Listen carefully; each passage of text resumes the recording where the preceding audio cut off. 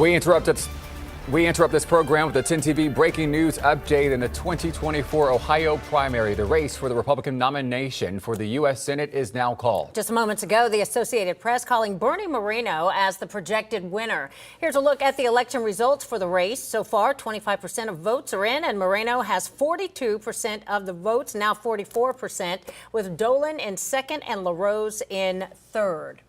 Let's get out to 10 TV's Kevin Landers, who is live at Moreno's watch party near Cleveland with more. Kevin.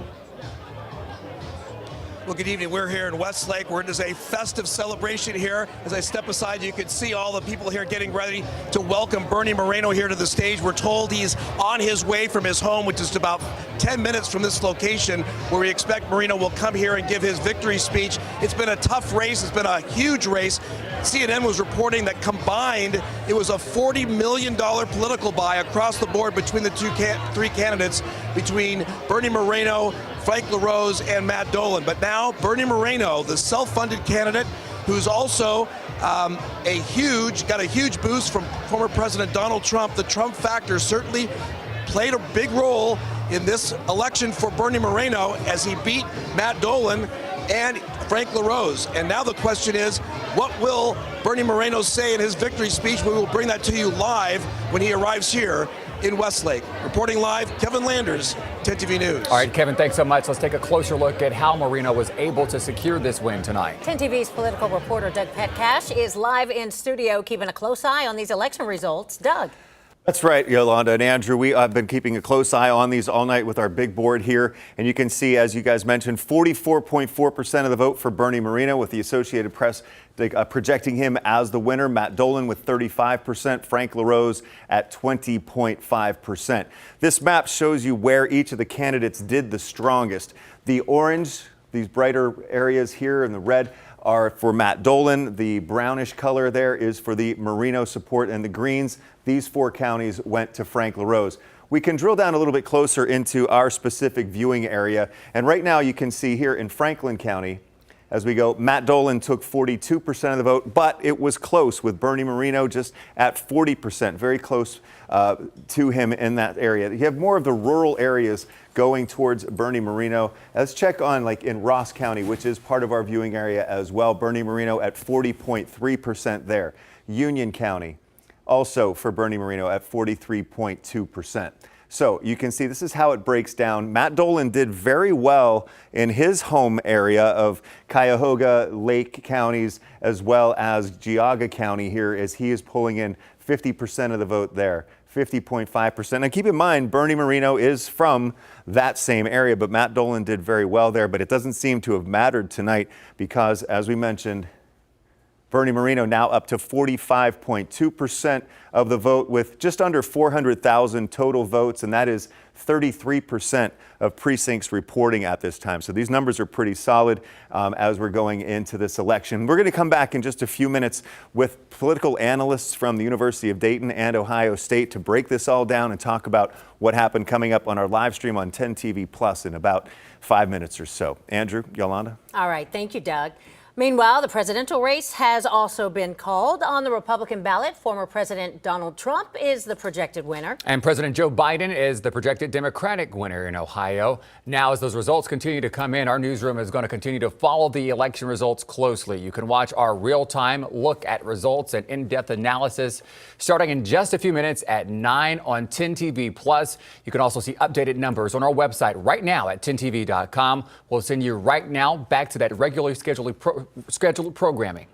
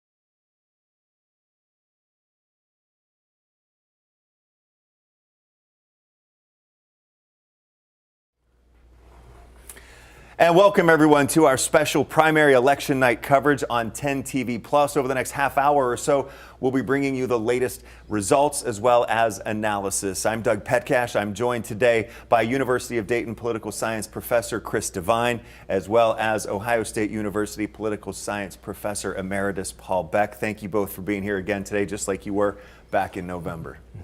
All right, we have breaking news. We're just following this now. A few minutes ago, the Associated Press called the Republican race for the nomination there in the U.S. Senate, and that is going to Bernie Moreno. Right now, the latest vote tallies are up to about 435,000 here, and Bernie Moreno with 46.2% of the vote. Matt Dolan, State Senator Matt Dolan, 34.2%, and Secretary of State Frank LaRose at just under 20%. Again, the Associated Press calling this race for Bernie Moreno. On this map, you can see how the support for the gentleman has broken down.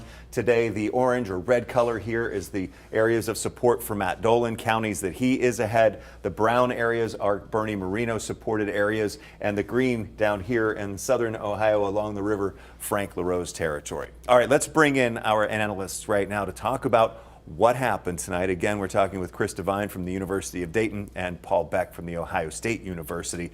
Chris, first of all, this is called fairly early, about an hour and 15 minutes or so after the polls closed. What do you make of what happened tonight in the Senate race?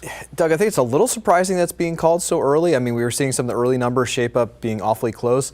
For those of us who are watching the polls in the last few days, last week or so, we saw a pretty tight race. Of course, we have to factor in margins of error and such, but there were some polls where Matt Dolan was up. When he was down, it wasn't by much. And here we're seeing a clear separation. We'll see how well these numbers hold over the course of the night, but 12% between them in a fairly early call here. I'm not surprised that Bernie Moreno won necessarily. I think he was the favorite if you had to pick, but perhaps we might have expected something closer than this. Yeah, I want to mention too that we're getting real-time results, so you'll see the numbers here on our big map updating as we go. Paul, to you now, what's your take on what happened this evening, and how big of an impact was the former President Trump endorsement of Bernie Moreno? Well, I think the major take-home out of this is that the Trump endorsement really mattered. And it mattered in the way that it did for J.D. Vance back in 2022. It was a tight race before the endorsement. I think a lot of people felt that Dolan and LaRose and Moreno were almost undistinguishable from one another. And in terms of ideology, there probably isn't much separation among them. On the other hand, the endorsement that came from ex-President Trump was a really powerful force in this primary. And if Moreno is able to stay at 47% of the vote or even higher than that, it's worth more than the Vance endorsement was 2 years ago. Very interesting. We can also zoom in a little bit on this map to take a closer look at how the votes are breaking down within our viewing area here. In Franklin County, one of those counties that did go to State Senator, or is going to State Senator Matt Dolan, but not by very much, just about 3%, 42.8% to 40% for Bernie Moreno here. And as we zoom back out, we also see, as I mentioned, the stronghold areas of Cleveland went for Matt Dolan. But again, Bernie Moreno is pulling ahead right now by 12%, almost 13%. And when you look at that and you break down the county by county, though, if we go to what we call our heat map, which shows how strong of support somebody has. So if you go out of this, you see all these areas for Dolan and for Moreno. But when you turn this on, you can see the votes in these counties are actually pretty close because the brown and the orange aren't very bright in here. So these votes are pretty close, 51, well, not in that county, 51 to 30%. And so you're seeing these totals add up. All right, all of these candidates have put thousands and thousands of miles on their cars. And is this breaking down the way you think about it when you look at the rural areas voting for Moreno more than the urban areas going towards Dolan? You know, the interesting thing to me is how that map pretty much resembles what we would see on a map of the Democratic vote in the general election. The Democrats do well in the metropolitan areas. Dolan did well in the metropolitan areas by and large. Is that because was seen as more of the moderate candidate of the three? Probably. I think Republicans in the metropolitan areas tend to be more moderate in general, less so in the rural areas and small towns. And I think the Trump factor is more powerful in the rural areas and small towns. That really is Trump country. And we're seeing that reflected, I think, in the Moreno total right there. But it's a very interesting pattern. Yeah, well, this race has been called again, Bernie Moreno being the projected winner tonight of the U.S. Senate race on the Republican nomination side. Chris, let's start looking ahead a little bit, why don't we? And talk about the Trump factor here, because the Trump candidate is going to be facing off against the longtime incumbent Democrat Sherrod Brown in November. Some analysts are predicting this could be a campaign that is hundreds of millions of dollars spent on both sides, maybe even up to $500 million. But Moreno versus Brown, how do you see that shaping up?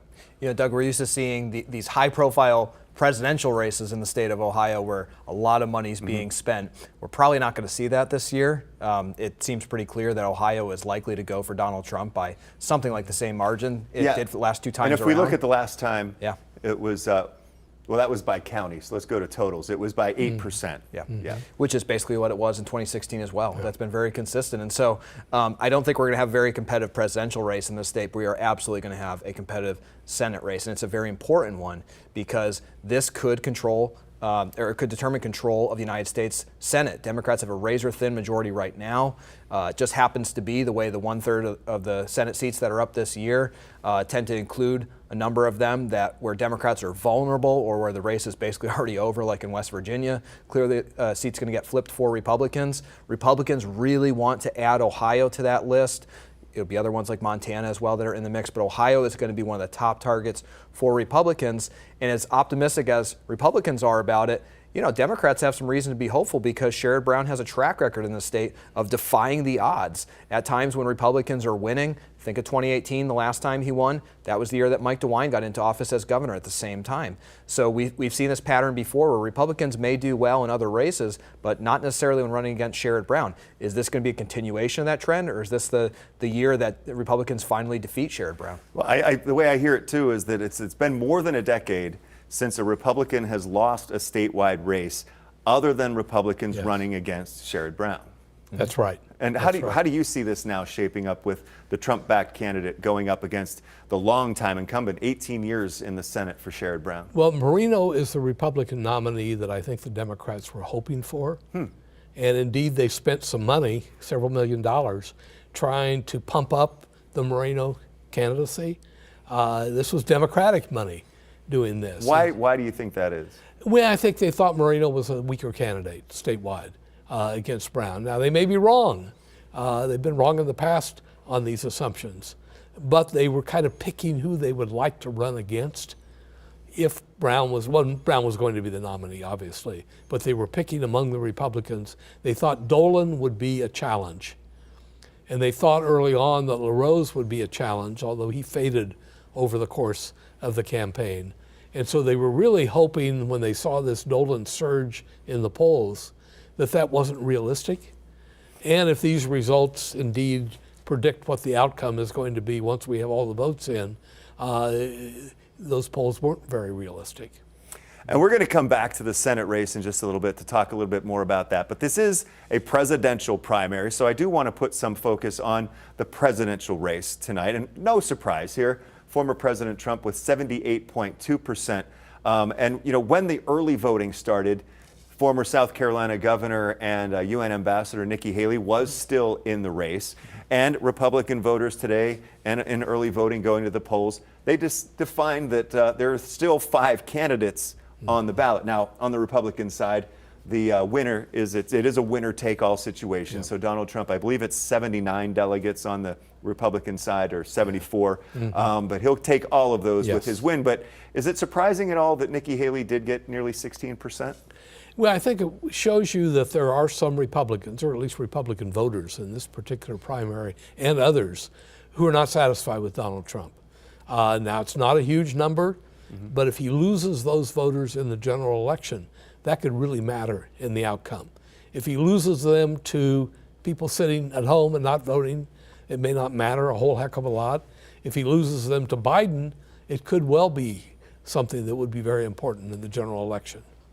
Zooming into our metro area right now, in Franklin County, the vote was even closer with Trump getting 65%, Nikki Haley 26.9%. Looks like Delaware is going to be pretty similar to that. Delaware County at 67.3%.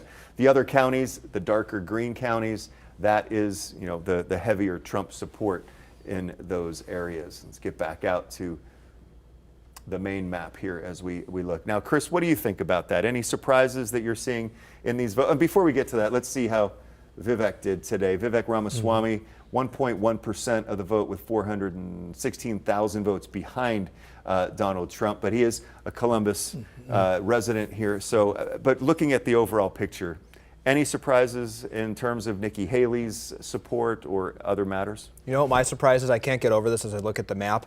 That one county that went for Nikki Haley, this is Holmes County, not a very populated county, but what a quirk here. That's also when we looked at the heat map for the Senate race, one of the only one where Bernie Moreno had a really big lead. So I am confused about what's going on in Holmes County, that it's voting for Nikki Haley, but also heavily for Donald Trump's endorsed Senate candidate. So kind of a footnote for all that we're discussing here. It's not a strong showing for Nikki Haley in this. I'm sure a lot of people who, might have wanted to vote for her figured, well, this thing's already decided, so let's stay home. But it is still, given that the nomination is pretty much wrapped up for Donald Trump, the fact that still 16% of people go out and vote. Of course, they might have been coming for the Senate race or for other local races, but they still vote for her knowing that she's not going to win. Symbolically, that's something. I think Donald Trump will still take it as a win that he's getting nearly 80% of the vote, but maybe he'd like it to be even higher than that. Bernie Moreno, I'm told, is speaking right now at his victory party this evening. So let's take a live listen into what he has to say tonight as the victor. Where are they? Come on up here, Emily. And where's Kate? Come on, Kate, come on up. And I'm bringing the girls up first. All right, and then Kevin, come on up. Everybody, you got it. All right. We had a conversation about a year or so ago, and I said, we're going to run for the United States Senate. It was a hell yes. Are you nuts? What does the Senate do? And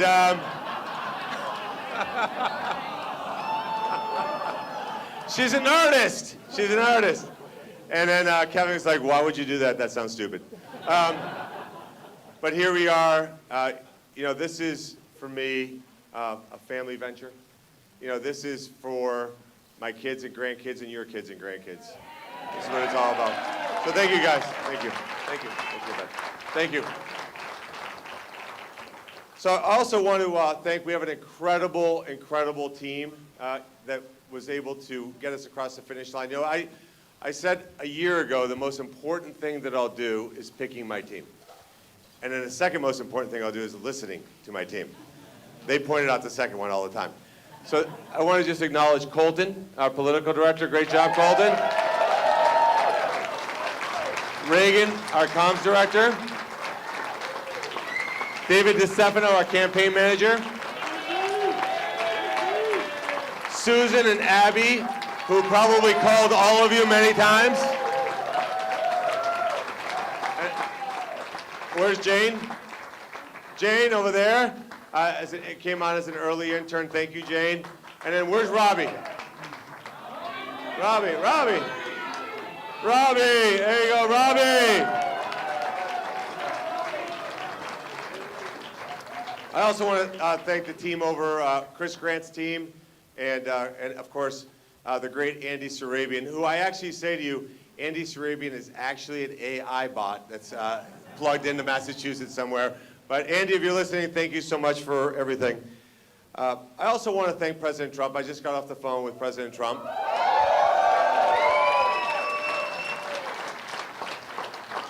And, the reality is we have an opportunity now. We have an opportunity now to retire the old commie and send them to retirement home and then save this country.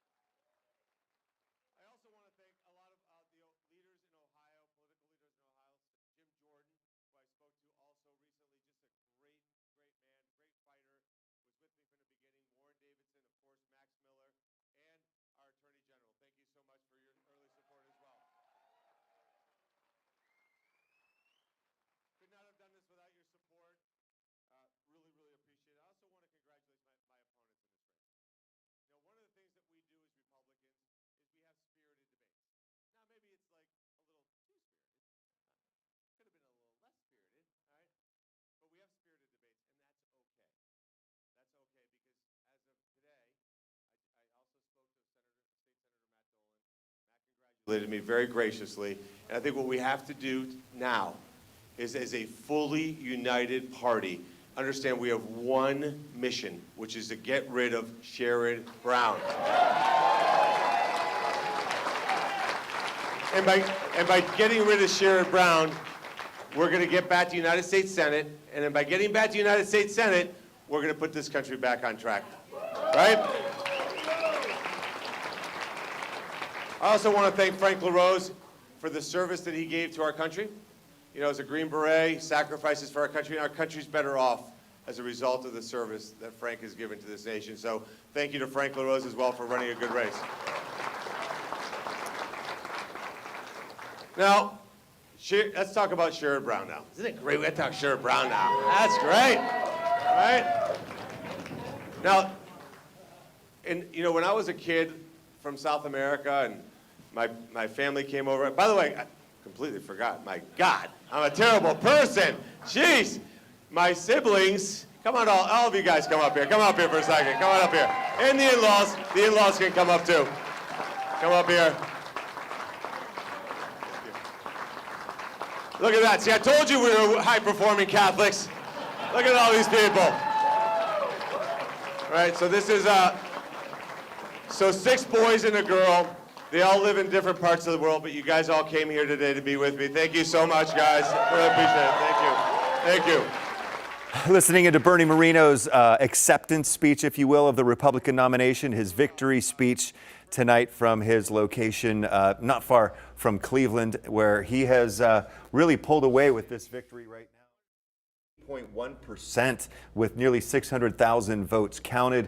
Matt Dolan just at 33.4%, Frank LaRose at 18.6% of the total. Again, I'm joined by University of Dayton political science professor Dr. Chris Devine, as well as Ohio State University political science professor emeritus Dr. Paul Beck. We listened to a little bit of Bernie Moreno's victory speech right there. I believe he called Sherrod Brown the old commie in it. Paul, what do you think? Well, first, it's a very dated comment, and I suspect most of the people sitting out there don't know what he really means by that. But also, I think it is a preface to what the campaign is going to look like, that they're going to paint Sherrod Brown as ultra-liberal, so liberal that he is a socialist and a communist, maybe, and you know, in my view, that's unfortunate, but I think that politics is a dirty business, so they're going to go after him in a way they think is going to work. Well, the November race has already started. Let's Yes. just say that. Chris, what's your take on it? I thought he was referring to Joe Biden there. Maybe I caught that wrong. It's an unexpected comment, so I'm not sure. But either way, even if it was directed at Joe Biden, it might transfer to Sherrod Brown as well. I think he would regard both of them as, you know, in there too long and too liberal. It's a very colorful way of putting it. I think that actually, that speech altogether from what we saw demonstrates the strengths and the weaknesses of Bernie Moreno's campaign. You saw in many ways him being gracious towards his opponents, really, you know, acting pretty professional there, but then also throws in that comment that is, you know, so bizarre. And I think plays into the idea that he may be more extreme than he lets on, which is the picture that Democrats are going to paint of him, that beyond that professional appearance and the businessman background, there's someone who, if only because of his need to align with Donald Trump, is going to go too far. Bernie Moreno is the outsider. You know, he's made a big deal about that. The Trump-backed outsider never held a political office. Meantime, Sherrod Brown has been in office for a really long time, 18 of those years in the U.S. Senate. Now, we heard from Bernie Moreno. I did just get a statement from Sherrod Brown from his campaign. He says, Ohioans know I have always stood by them to make sure their hard work pays off and will stand up to anyone who gets in the way. The choice ahead of Ohio is clear. Bernie Moreno has spent his career and campaign putting himself first and would do the same if elected.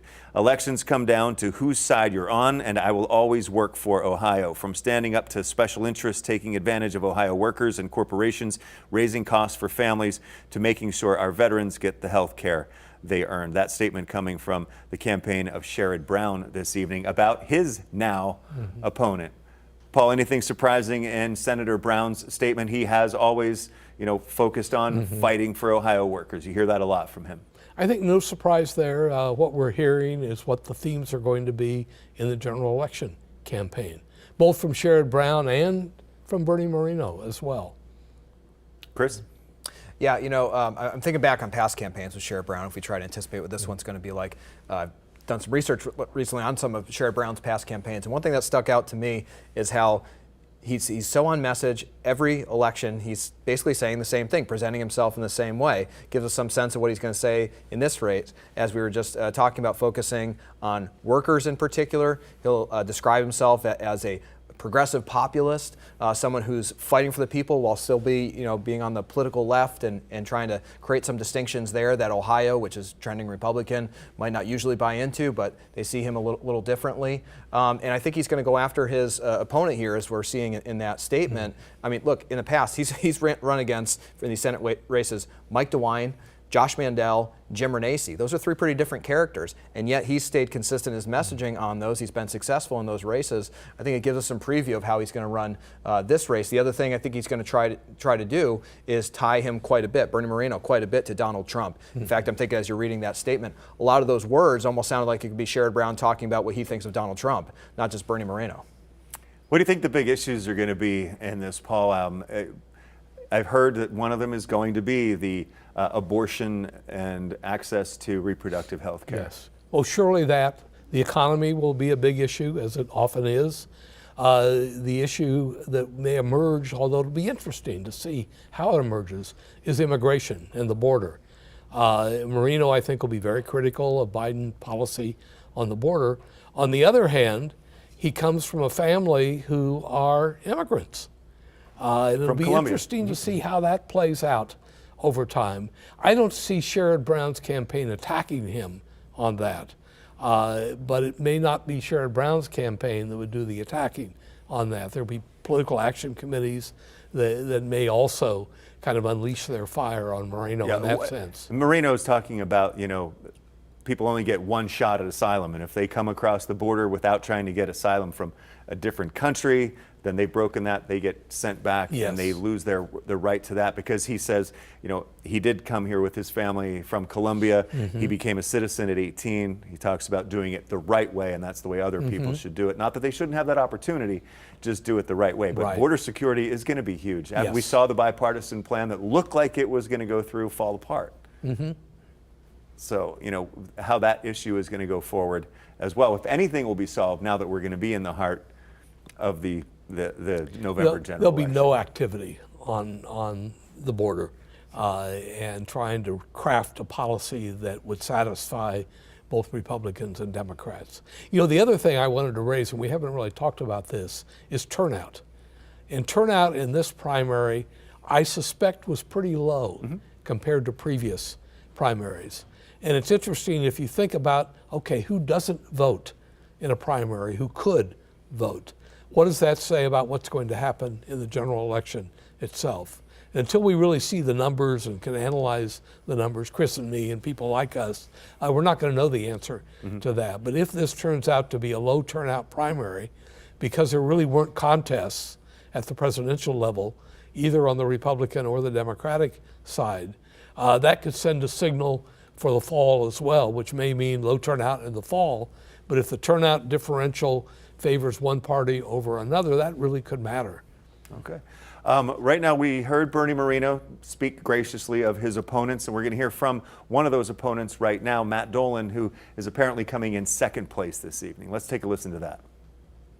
Obviously, I'm disappointed.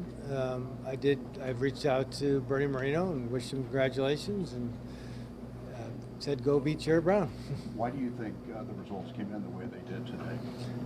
I'm just absorbing them now. I mean, I think we were a little disappointed in the turnout. But look, we ran a race where we wanted to present a case to Republicans to say, if you want somebody who understands the operations of government, wants to go to Washington and actually get things done, we just didn't get it out to enough people. What are you telling your supporters tonight about the election in the fall? Well, first, tonight I have a lot of people in this room who are disappointed that we lost, and a lot of people who spent a lot of time, treasure, and talent. So I'm going to focus on them tonight and thank them for all their hard work. We'll have time later. The impact of the endorsement of Donald Trump of Bernie Moreno. Well, I think it's pretty self-evident that Donald Trump's endorsement for Bernie Moreno was a key factor for Bernie winning. Senator, some said that with the Trump endorsement, and if you lost tonight and if Moreno won, that spells the end of kind of the old guard of the Republican Party. What do you say in Ohio? What do you say? I'll let you guys debate that. I mean, right now, I knew what I wanted to accomplish in this race, and I came up short. Would you preach a message of unity for the Republican Party to fully support? All throughout the race, I said any one of the three of us would be better than Sherrod Brown, and we'll continue with that. Last question. Were you surprised at all? Moreno said, "Oh well, I'm not a career politician." He was going against people that had held public office. Are you surprised that he was able to get this big of a lead despite not the experience? Well, again, I think the Trump endorsement was very influential in the race. What's next? I'm going to go talk to a room full of people who worked really hard on my behalf, and I feel for them. That's what I'm focused on. Thank you, everybody. What did Moreno say to you when you conceded? And what did you say to him? Wished him congratulations and said rest up tonight and go celebrate and then go beat Sherrod Brown. Thank you very much. Thanks everybody for covering the race. Thank you. And we're still waiting to hear from Secretary of State Frank LaRose this evening. When we do hear from him, we will bring that to you. We are covering many races this evening, of course, not just the U.S. Senate race, not just the presidential race. So let's take a look at some of the results coming in and other big contests this evening.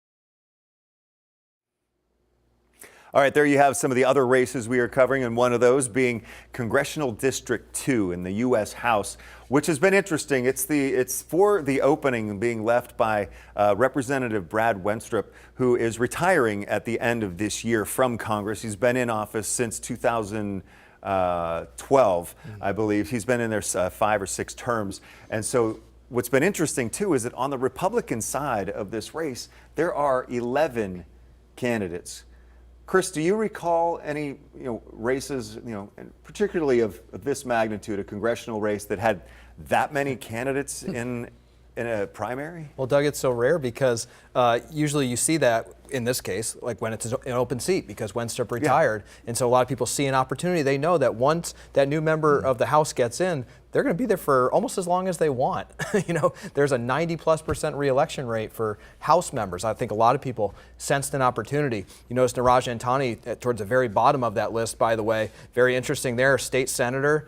Someone who's been high profile, spent a lot of money, had high profile ads and things like that, and did horribly. I mean, that's really a pretty pathetic outcome for him. Yeah. It has to be a pretty tough night on his side, and you see other people coming out quite a bit higher than that. Yeah, a well-known name, perhaps. Phil Heimlich is the son of the inventor of the Heimlich maneuver. But Paul, let's talk about this district a little bit. We have 4 counties in our viewing area in this Pickaway County, Ross County, Pike County, and Hocking County.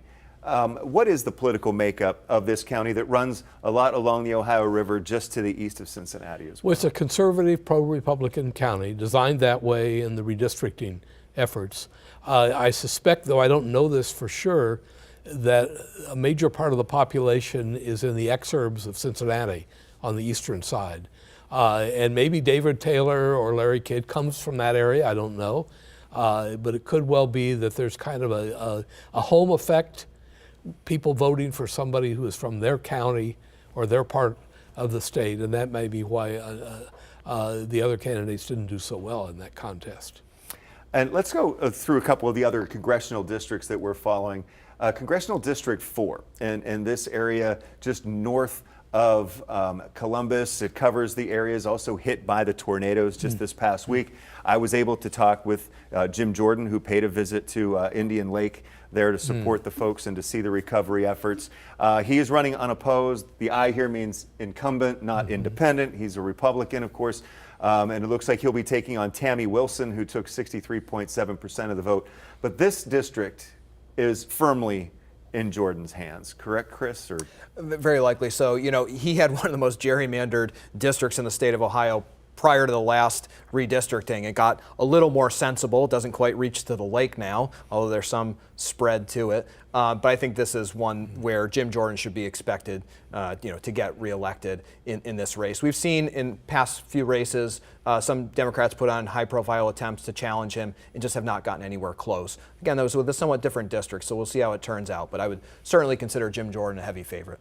And also Congressional District 15, which does include part of Franklin County, part of Columbus itself. Representative Mike Carey, the Republican, holds the seat right now. Looks like he'll be facing off against Adam Miller in November with 67% of the vote there.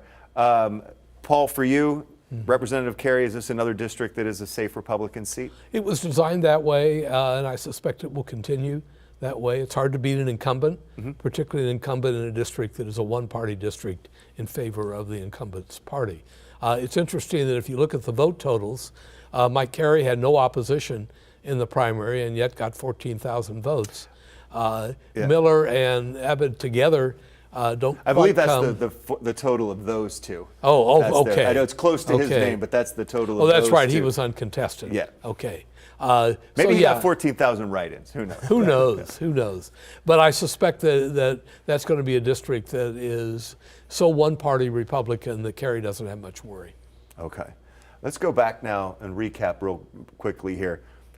Former President Donald Trump easily winning, as expected. Of course, he'll take all of Ohio's Republican delegates. Not that he needed them; he'd already reached the total there. So, final thoughts on the presidential race as we take a look at President Biden having 87.2%, Dean Phillips 12.8% vote here, Minnesota Congressman. Any surprise for you that he polled almost 13% in a race with an incumbent president? He's now out of the race, and I think has stepped out some weeks ago or days ago, certainly. But I think this is the protest vote against the Biden administration's policies, particularly when it comes to Israel and the Gaza Strip. And there is that part of the Democratic Party, young voters, primarily who are not very happy with President Biden and the stances that the Democrats or that the president and his administration have taken. I see that as a signal to the Biden administration on policy. And the real question is, will these voters return to the Democrats in the general election. I suspect that most of them will, but that's going to be a real challenge, I think, for the Biden campaign.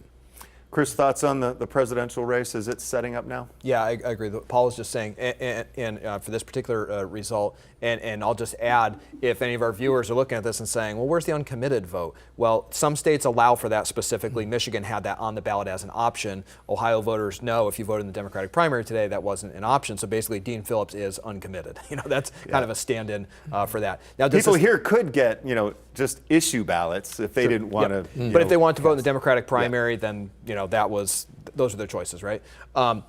As far as how this sets up for the general election, I think clearly when we look at this result, we see Donald Trump strong in the state of Ohio among Republicans. And, most Democrats are going to vote for Joe Biden. Some will stay home. Maybe that's a harbinger of that we see here. I think the pattern that we see in past elections is that generally people kind of come around to whatever their partisan preference is. So I think most Democrats, 90+%, as is typical, will end up voting for Joe Biden, 90+% for Donald Trump. But we do see some dissatisfaction here. We do see some people refusing to vote for Joe Biden. We do see some who are refusing to vote for Donald Trump, 20+%. He wins handily here. But there are some people who could still be moved. There are some Nikki Haley voters and others. And that's something to pay attention to for the general election. Plus, remember, these primaries are not factoring in independents, as you were just speaking to, those votes people who can vote only the issue. Independents still have to be factored in. That's a smaller slice of the electorate, maybe about 10% or so. But, well, I don't think Ohio's really up for grabs, but who knows? We could see tighter margins this time around. Finally, on the presidential race and presidential politics, Paul, is Ohio still a swing state? I think it's less a swing state than it used to be. There are a couple of reasons for that go beyond the preferences of voters. One is that the Republicans have tremendous bench strength. They have candidates with visibility, with the ability to raise money, with a track record of election, much of it statewide. The Democrats really don't have anybody aside from Sherrod Brown who has been able to do that well in statewide elections. So that's one thing. And the Republicans have had over the years a much better organization. And that organization tends to matter. It matters at the margins, but if you begin to add the margins to one another, you can see that this would bring the Republicans back into the Republican column and away from the swing state column. I still think that and we'll see with Brown and Moreno in November, but I still think there's a potential in Ohio for Ohio to go Democratic. Remember, Ohio voted for Obama in both of his contests, so we could return to that. A lot of it's going to matter with turnout or depend upon turnout. And we just don't know what that turnout is going to be. As voters don't like either major party nominee, are they going to say, I'm not going to have anything to do with any one of them? Well, I know I don't know the statewide voter turnout number off the top of my head, but I do know that in Franklin County in 2020, the general election, it was 72%. So it was high turnout. So we have that to judge against this year to see, how the turnout is in Franklin County. We can look up the statewide numbers as well.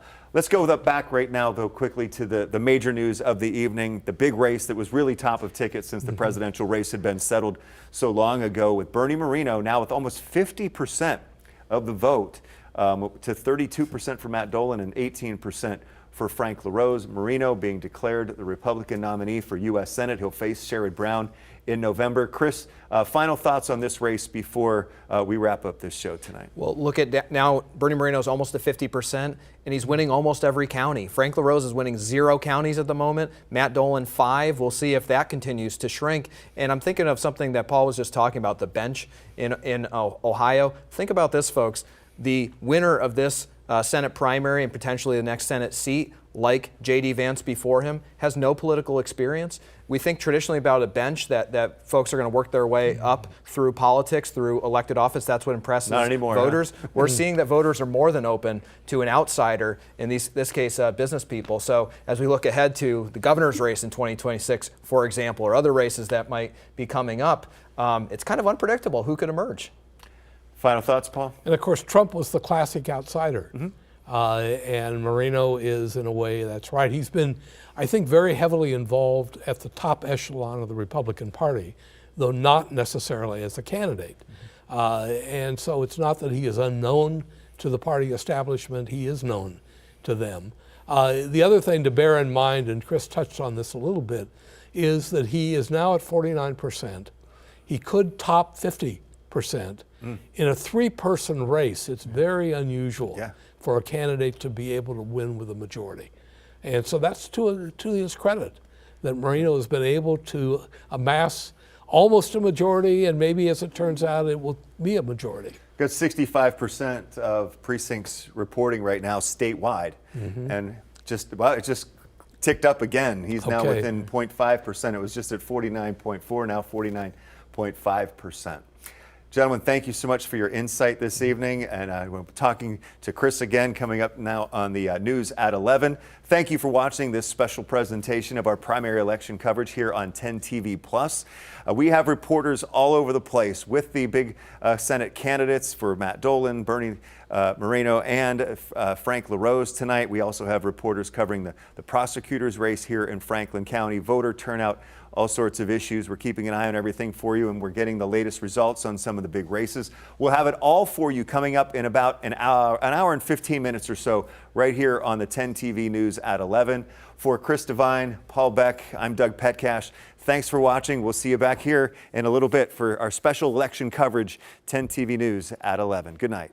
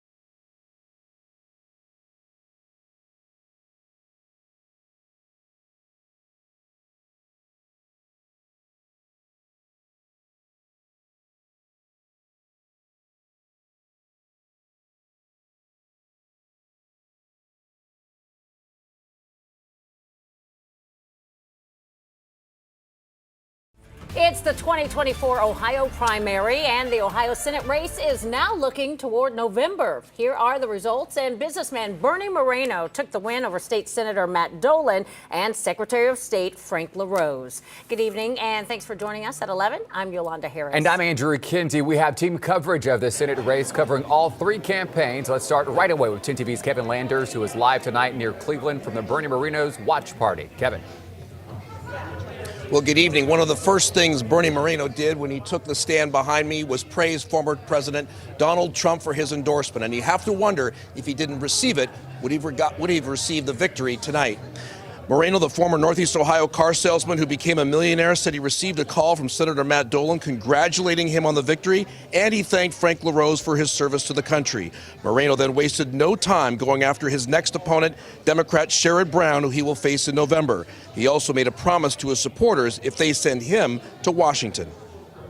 I think what we have to do now is, as a fully united party, understand we have one mission, which is to get rid of Sherrod Brown. For you parents out there that are sending your kids to school and you're sick and tired of these schools indoctrinating your kids, by the end of next year, the Department of Education is gone.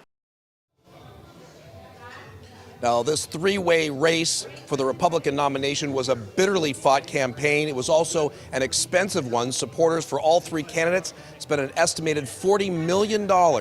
Reporting live from Westlake, Kevin Landers, 10 TV News. Now we send it over to Colin Dorsey, who's following the Matt Dolan campaign.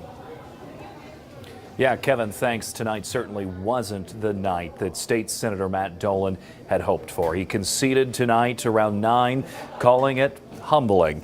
Now, early in the night, results had been neck and neck between him and Moreno, but Moreno pulled away, setting the scene for tonight. During the race, Dolan tried to sell himself on his traditional conservative values and his history in Ohio politics as a current state senator and former state representative. And while he had an endorsement from Governor Mike DeWine, former Representative Rob Portman, he says former President Trump's endorsement of Bernie Moreno was a key factor in how tonight ended. All throughout the race, I said any one of the three of us would be better than Sherrod Brown, and we'll continue with that. Now, Dolan says his plans now are to continue his job as the state senator for Northeast Ohio and finish out that term. Reporting live just outside of Cleveland, Colin Dorsey, 10 TV News. I'll hand it now to Angela Ann with more from the Frank LaRose campaign. It took LaRose about another hour or so to arrive to his watch party here in Grandview Heights. And as he walked through the crowd, about 50 people strong, they applauded him as he came through. LaRose says he will continue his message of being a conservative leader for Ohio. And he says he congratulated Bernie Moreno earlier this night and will continue to help him fight for Ohio values in Washington, D.C. Now, this was really a long shot for LaRose, who didn't have the backing of two key Republicans, former President Donald Trump and Governor Mike DeWine. But he had people here from the Buckeye Firearms Association to many others in this grassroots campaign, including his mailman from Upper Arlington. Again, there are very few things in this life that are so precious, so dear, that you would risk your life for them. Your faith and your family and this country. It's about the totality of the list. I believed it at 18 years old when I enlisted in the Army, and I believe it today. America's worth fighting for. It's worth sacrificing for, and that fight will continue. Now, it'll still be a long night for Frank LaRose. He still has his job of Secretary of State, so he will return to his state office tonight to make sure that the rest of the primary election results from around the state come in without any issues. Reporting from Grandview Heights, Angela Ann, back to you. All right, thanks, Angela. Ohio Senator Sherrod Brown won his race easily. He issued a statement saying, quote, "Ohioans know I have always stood by them to make sure their hard work pays off and will stand up to anyone who gets in the way. The choice ahead of Ohio is clear. Bernie Moreno has spent his career and campaign putting himself first and would do the same if elected. Elections come down to whose side you're on, and I'll always work for Ohio."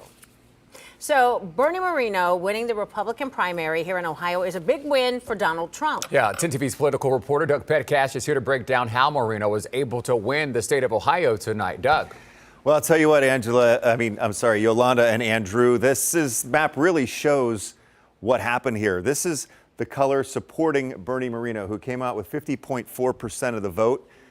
this race is all his. All 88 counties ended up going for Moreno. Early on in the contest, the major metropolitan areas of Cleveland, Columbus, and Cincinnati were favoring towards Matt Dolan, and we can zoom in and show how those ended up being in our area in Franklin County. Right here, Moreno ended up pulling away with 48.6% of the vote. Matt Dolan, 37.8%. In Delaware, very similar story right there, but it ended up, as I mentioned, being a clean sweep of all 88 counties for Bernie Moreno. And with talking to our analysts this evening, we're told that, of course, that endorsement by the former President Trump, really made a big difference in this race. Coming up in a few minutes, I'll be joined by analyst Chris Devine from the University of Dayton to talk about how this all played out and what the race between Moreno and Sherrod Brown looks like heading into November. All right, Doug, thanks so much. Another big race locally tonight. This one just called within the last hour. We're talking about the Democratic primary for Franklin County prosecutor. Now, here are the current results. Columbus City Council member Shayla Favor wins over Anthony Pearson and Natalia Harris. 10 TV's Tara Jabor is live at Shayla Favor's watch party in downtown Columbus. And Tara, what's the mood there? I'd imagine it's excitement, jubilant. Yeah, definitely a lot of excitement here, Yolanda. Shayla Favor says that she is humbled and that she is grateful to officially be the Democratic nominee for Franklin County prosecutor. Now, if Favor wins this election in November, she would be the first woman and also the first African American to ever be the Franklin County prosecutor. Right now, she's on Columbus City Council, and she used to be an assistant for the Columbus City Attorney. Now, Favor says that this was a hard-fought battle that she knocked on hundreds of doors. We spoke to Favor and her opponent, Rutan. Here's what they had to say. This was a very contentious primary in Franklin County. And while I am incredibly respectful of my opponents, I prevailed today because once again, I shared a vision for leadership, for change for Franklin County, and the voters agreed with me. And I will continue to do that throughout the rest of the year. There's a lot of responsibility that comes with this position. And so instead of fighting to help a few, I can help everybody by focusing on the issues I've been fighting for. And that deals with what's the proper charge, what's fair bail, what's a reasonable plea offer.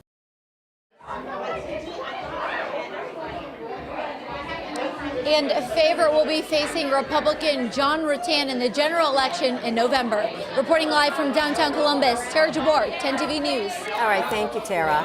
In Hocking County, prosecutor Ryan Black submitted his letter of resignation today as he runs for re-election. Yeah, the Board of Commissioners shared his resignation letter late this afternoon, saying his last day as prosecutor will be April 19th. This comes after Black was accused by two former employees in a federal lawsuit of taking advantage of his power as prosecutor to have a sexual relationship with one of them. The former employees also accused him of retaliation and intimidation for bringing up concerns, forcing them to resign. We talked to the chairman of the Hocking County Republican Party about Black's actions. I think everybody had about had enough of Mr. Black.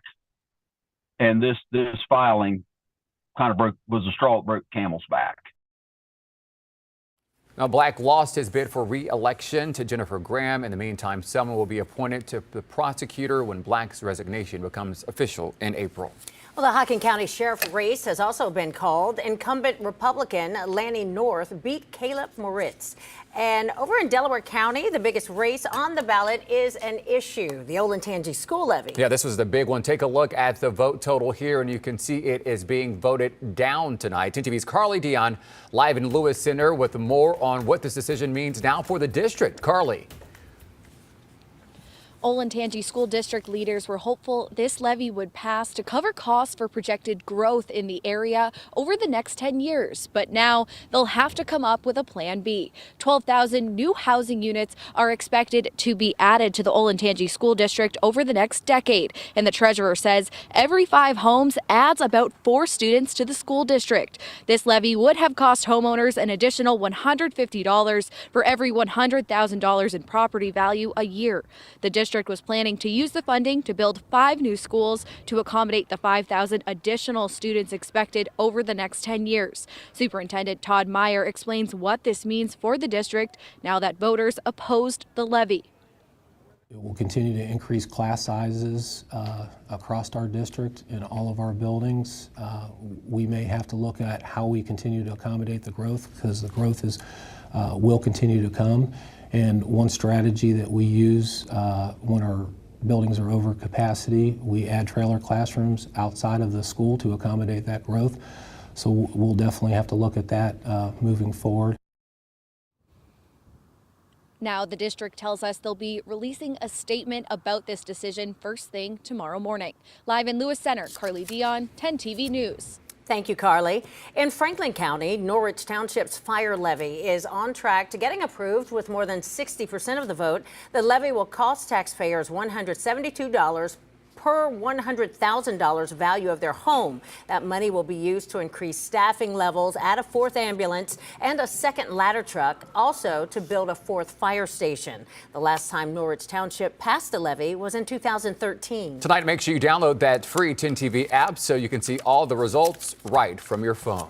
Well, tonight the Senate race was the one the whole country was watching. Who will challenge Senator Sherrod Brown in November? Coming up in just 3 minutes, Doug Petcash talks to one of our political experts about how Bernie Moreno won and what comes next. And later, more drama in Circleville. Find out why a man spoke during public comment on tonight's city council meeting, saying the mayor fired him just 7 days after starting as the city's new safety director.